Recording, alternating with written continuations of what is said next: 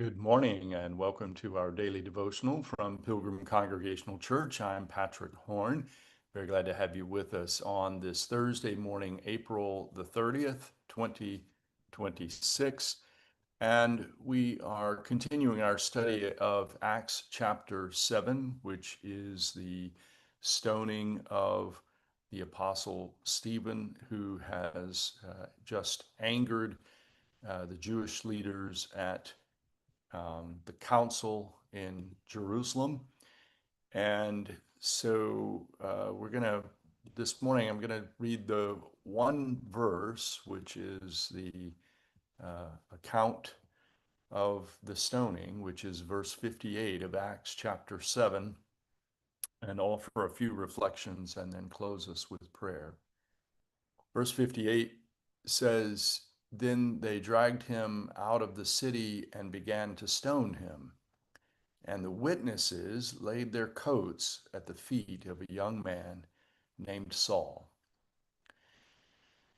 So we have in this retelling of what happened here in the first couple of years after the resurrection and ascension of Jesus, we have Luke compiling all of this information to tell the story of the early church. And of course, one of the central characters of that story is St. Paul.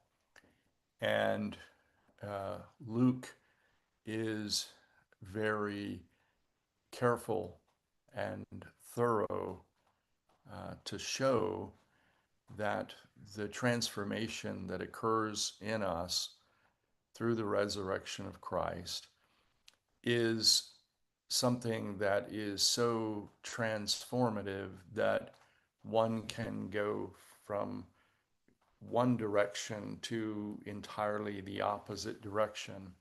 And of course, this is what happened to Saul, who became Paul. And we're given this picture. We're given more details later in the book of Acts about Saul, who became Paul.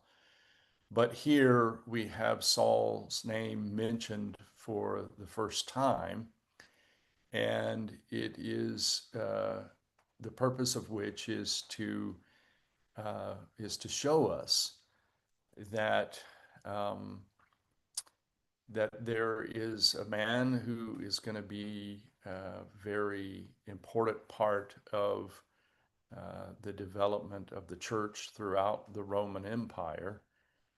And he is participating in the stoning of one of the apostles. It's such a powerful part of the story that it really is difficult to overstate. Um, it's difficult to make more of this than it is because this righteous man, Stephen, who has boldly proclaimed the message of the gospel of the Messiahship of Jesus, declared it so strongly to those who had also arranged for the crucifixion of Jesus, and he boldly and bravely proclaimed it to them, which cost him his life. And participating in that activity is a young man who will go on to become one of, if not the most important figure in the history of the church, and that is Paul. Such an important um, example to us, a reminder always to us, I think, that none of us and no one of us is ever beyond God's grace and forgiveness. We'll talk about forgiveness tomorrow because this is the character and the spirit of Stephen's death is full of forgiveness. So we'll talk about that. But it also, of course, encompasses the life of St. Paul, who here is referred to as Saul, participating in the stoning of Stephen. Let's close with this word of prayer from W.E. Orchard. O thou that hearest prayer, to thee shall all flesh come. Before ever our yearning has broken into speech, thou hearest us.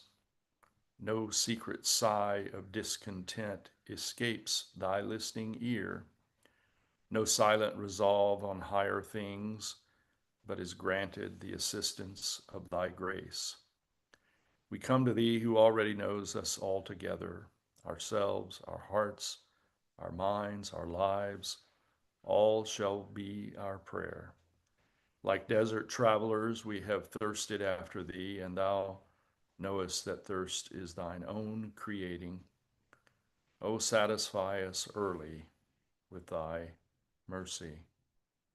We would spread before thee all the spiritual deadness of our nature, the careless content, the careless content, the unheeding soul, the short-sighted vision.